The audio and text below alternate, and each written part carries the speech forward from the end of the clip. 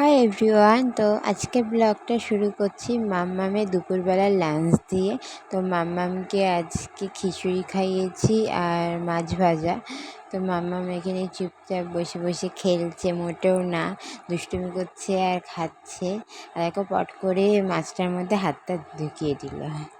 তো যাই হোক, এখন বাজে 4টে আর আমি রান্না করতে যাব, কারণ এখন আমার ননদ নিল বলে একটু, তাই জন্য বাসন টাসন সব মেজে ঘরটার মুছে রান্না করেছি। ভাত, ভেন্ডি আলু ভাজা, উচ্ছে দিয়ে ডাল আর ডিমের কারি, আর কালকে 2 পিস চিকেন ছিল, ওই 2 পিস চিকেন।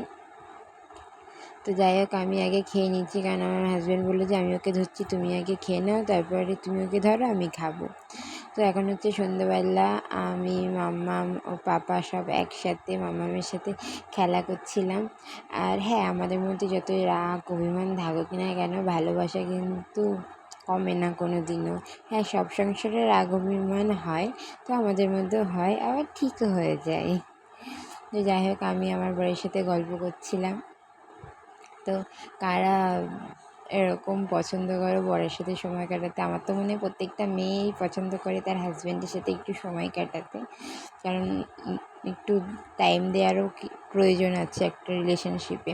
তো যাই হোক, রাতে ডিনারটা চলে এলো। ওই যে সেম ডিমের কারি, উচ্ছে দিয়ে ডাল আর ভেন্ডি আলু ভাজা। মামা এখানে এই চেয়ারটার মধ্যে বসে রয়েছে, আর এই চেয়ারটা ওকে দিয়েছে ওর মেজো পিপি ওর বার্থডেতে। তো এই তো মিমির থেকে যে অয়েলটা আমি কিনেছিলাম, সেটা আমি ইউজ করি ঘুমানোর আগে, মাম্মামকে ইউজ করি।